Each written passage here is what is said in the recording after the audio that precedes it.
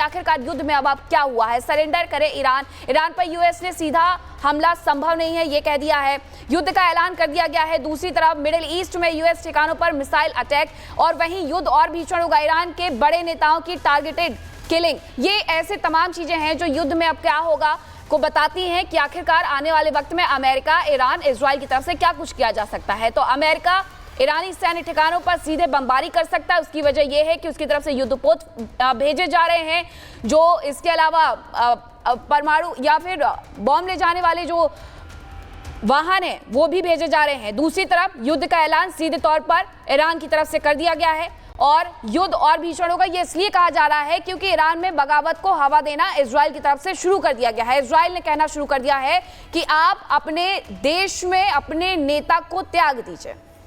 तो जनरल जुडी बख्शी साफ तौर पर हमारे साथ जुड़े हुए हैं, लगभग 1 घंटे से हम उनसे चर्चा कर रहे हैं, बात कर रहे हैं और ट्रंप की सोच को जानने की कोशिश कर रहे थे।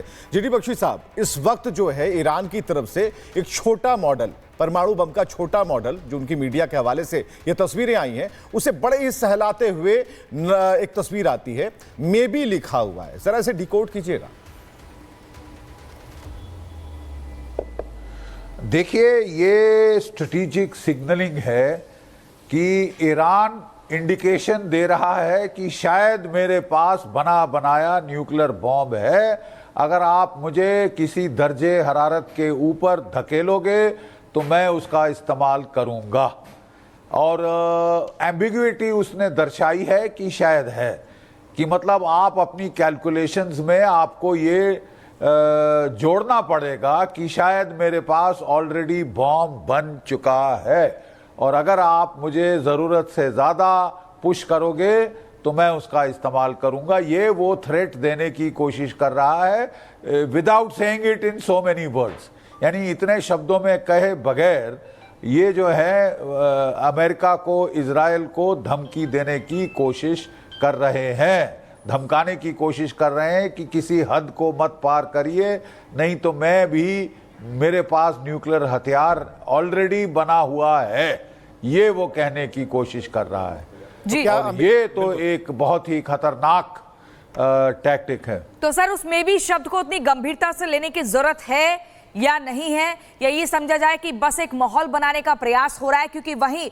ईरान पर भी यूएस हमला कर सकता है, सीधा हमला कर सकता है, इस तरह के भी लगातार कयास लगाए जा रहे हैं।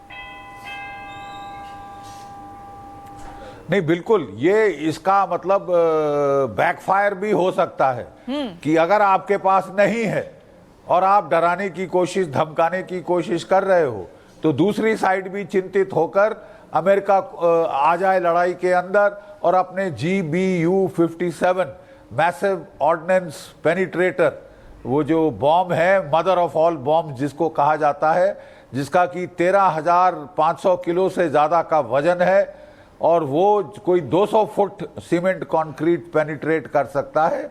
और जो B-2 बॉम्बर्स हैं अमेरिका के, वो कन्फिगर्ड हैं, 2 ऐसे बॉम्ब वो ले जा सकते हैं, 11,000 किलोमीटर बगैर रिफ्यूलिंग के वो पहुंच सकते हैं।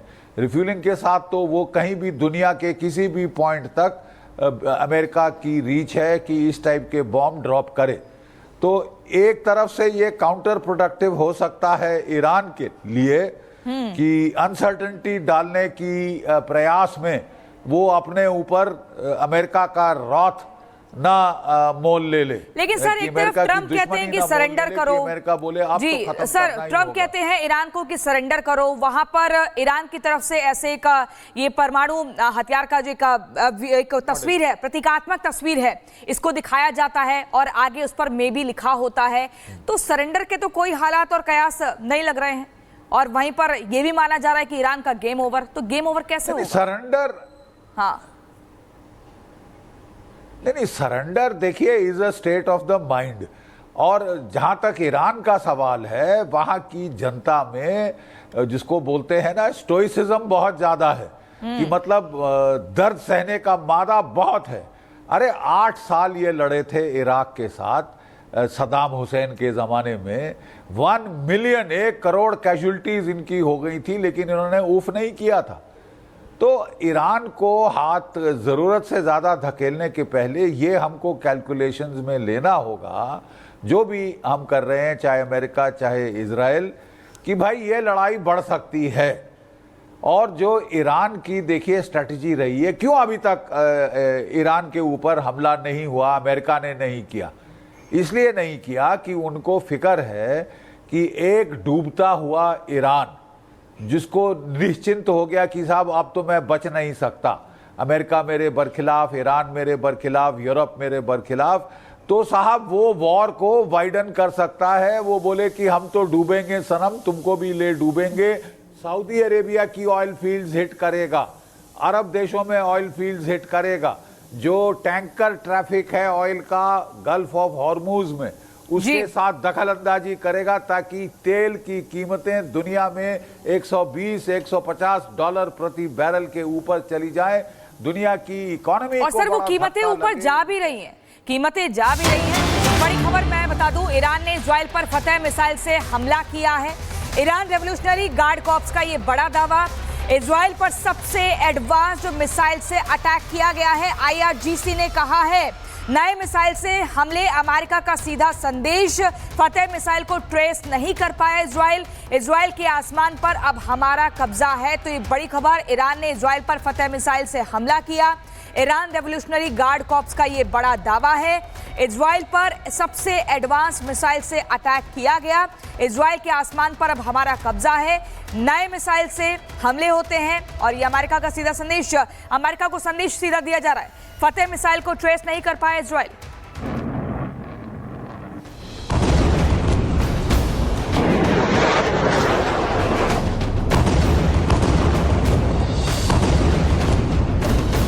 ईरान के सुप्रीम लीडर खामनेई ने इजराइल के खिलाफ अंतिम यलगार का ऐलान कर दिया है।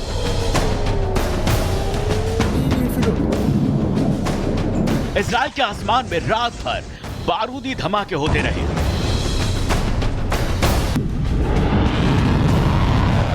ईरान ने 200 से ज्यादा मिसाइलों से इजराइल पर हमला बोला है।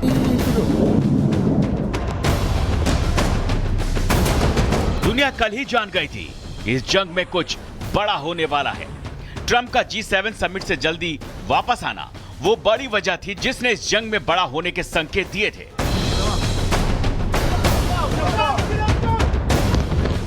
ईरान ने अब अपना वो अस्त्र निकाला है जिसका नामकरण खुद आयतुल्लाह खामनेई ने किया था।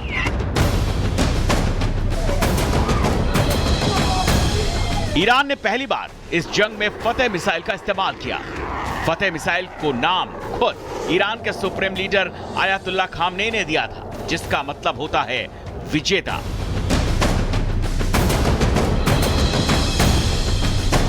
वैसे डोनाल्ड ट्रंप ने तो कल ही घोषित कर दिया था ईरान जंग हार चुका है और तेहरान को खाली कर देना चाहिए, लेकिन ईरान ने इस मिसाइली जंग को सुपरसोनिक वार तक पहुंचा दिया है।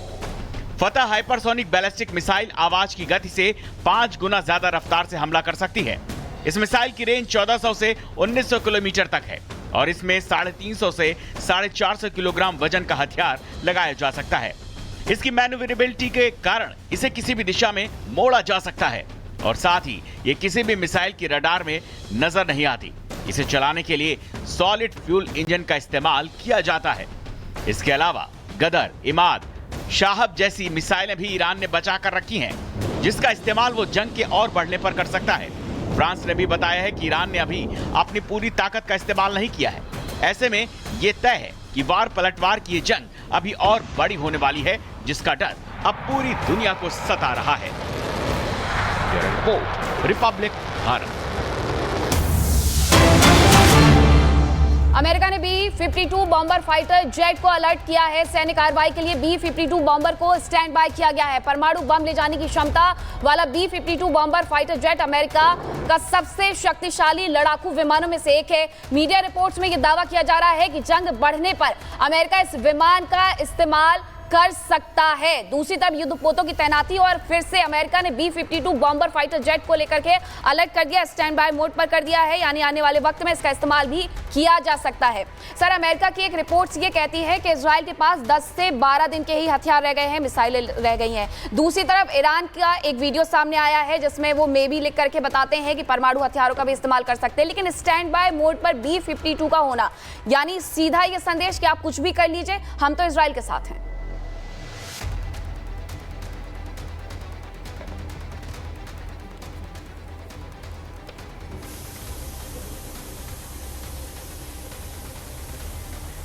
बख्शी सर, हाँ आपको जी, आवाज देखिए जी। मैं कहना ये चाहता हूं कि हाँ मैं सुन पा रहा हूं। देखिए, मैं कहना ये चाहता हूं कि अब जो है लड़ाई में बड़ी सीरियस पोस्चरिंग हो रही है दोनों साइड से, ठीक है। इस पोस्चरिंग का मतलब ये कि अमेरिका ने जो भी हथियार चाहिए उसको इंटरवेंशन के लिए इन थिएटर पहुंचा दिए हैं। B-52 बॉम्बर्स वो मिडिल ईस्ट में आ गए हैं। B-2 बॉम्बर्स जो खासकर GBU-57 mother of all bombs, bunker busting bombs carry करते हैं, वो दीगो गार्सिया में पहुंचा दिए गए हैं।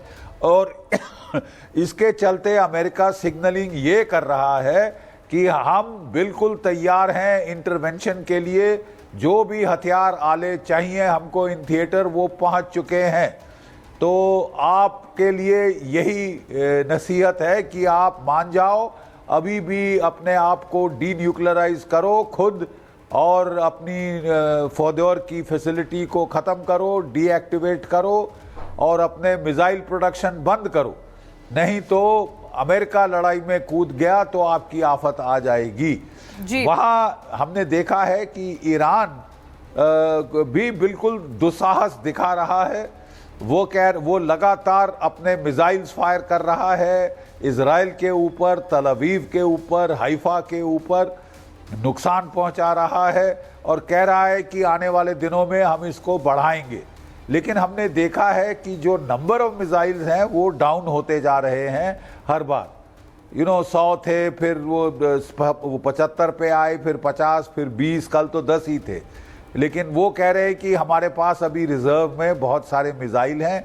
दोनों साइड सिग्नलिंग कर रही हैं एक दूसरे को कि बैक ऑफ हो जाओ। ये मीनाक्षी के सवाल को ही मैं आगे बढ़ा रहा हूँ। मीनाक्षी के सवाल को आगे बढ़ा रहा हूँ। इससे पहले जब हमने ब्रेक लिया था, उससे पहले हमने एक सवाल छोड़ा था, और सवाल आपके लिए ही था कि आखिर अमेरिका करना क्या चाहता है, जो उसकी माइंड फ्रीक्वेंसी है, जो ट्रंप सोच रहे हैं, जो कह रहे हैं और जो कर रहे हैं, या फिर जो करने की नसीहत दे रहे हैं। तो इन चारों में कितना बड़ा फर्क है, क्या गैप है, और कितना इंतजार और कितनी डिप्लोमेटिक बात अभी अमेरिका करेगा, या फिर जो कहा जा रहा है कि हमने ये तैनात कर दिया, वो तैनात कर दिया, तो भाई इसका असर कहां दिखता है? यहां तो परमाणु बम का मॉडल दिखाया जा रहा है। देखिए, इसको स्ट्रेटेजिक पार्लेंस में कहा जाता है डेटरेंस या कोअर्शन। डेटरेंस होती है कि भाई किसी को अनवांटेड एक्टिविटी लेने से, कदम लेने से रोकना कि मत करो वरना, ठीक है। कंपेलेंस तब होती है जबकि उसने कर दिया, उसने nuclear enrichment 400 KG enriched uranium का स्टॉक पाइल उसके पास है 60% तक, जिससे कि वो 9 से 10 एटमी हथियार बना सकता है। ये इजराइल का दावा है, ठीक है। तो इसके चलते अब आपको कोअर्शन करनी है, मतलब दबाव डालना है कि रोल बैक करो, बंद करो न्यूक्लियर प्रोडक्शन फिसाइल मटेरियल की, और बंद करो प्रोडक्शन लॉन्ग रेंज मिसाइल्स की, हाइपरसोनिक मिसाइल्स की प्रोडक्शन बंद करो, नहीं तो तुम्हारे ऊपर बहुत भारी भीषण पलटवार होगा, ठीक है। अभी तक ये इजराइल इसके लिए एक्चुअल अटैक्स कर रहा है, और अमेरिका जो है वो अभी तक good cop bad cop routine follow कर रहा था, जिसमें वो नेगोशिएशन कर रहा था ईरान के साथ। लेकिन नेगोशिएशन के चलते बीच में इजराइल ने तो हमला कर दिया ईरान के ऊपर जी। तो अब आप क्या नेगोशिएशन करेंगे? अब अमेरिका धमकी दे रहा है कि हम भी उतर पड़ेंगे मैदाने जंग में। सर, मैं उसी से जुड़ा एक सवाल आपसे पूछना चाहती हूं। डराने की कोशिश कर रहा है जी, परमाणु बम ले जाने की क्षमता वाला B-52 ईरान पर परमाणु बम ले जाने की क्षमता रखने वाला B-52 bomber fighter jet America का सबसे शक्तिशाली लड़ाकू विमानों में से एक है और अमेरिका ने कह दिया है कि अगर जंग ज्यादा आगे बढ़ेगी तो हम इसी विमान का इस्तेमाल करेंगे, इसी फाइटर जेट का इस्तेमाल करेंगे। तो सर मुझे आप ये बताइए कितना घातक हो सकता है B-52, क्योंकि ईरान के लिए तो एक बहुत बड़ा फिर खामियाजा भुगतना पड़ेगा, उसके लिए तैयार रहे। देखिए, बिल्कुल सही आप फरमा रही हैं। मैं बताना चाहता हूं कि B-52 और B-2 ये बॉम्बर्स हैं, स्ट्रेटेजिक बॉम्बर्स। फाइटर छोटे होते हैं, रेंज कम होती है, पेलोड कैरिंग कैपेसिटी कम होती है। ये फाइटर्स नहीं, बॉम्बर्स हैं, और वो भी स्ट्रेटेजिक बॉम्बर्स। यानी जो कि आपका B-52 है, जो B-2 है, B-2 की रेंज 11,000 किलोमीटर विदाउट रिफ्यूलिंग। एक रिफ्यूलिंग से ये 18,000 किलोमीटर दूर वार कर सकता है। दुनिया पे कहीं भी किसी भी ठिकाने पर ये अमेरिका से उड़कर वार कर सकता है, इतनी क्षमता है इसमें। ये जो B-2 बॉम्बर्स हैं, खासकर ये कॉन्फ़िगर किए हुए हैं मदर ऑफ ऑल बॉम्ब्स, जो बंकर बस्टर बॉम्ब है GBU-57, जिसका वजन 13,000 kg के ऊपर है। ऐसे 2 बॉम्ब वो कैरी कर सकता है और डिलीवर कर सकता है। याद रहे, B-2 बॉम्बर्स दीगो गार्सिया में पहुंच चुके हैं, जहां से वो बहुत कम रेंज के दूरी पर हैं ईरान से।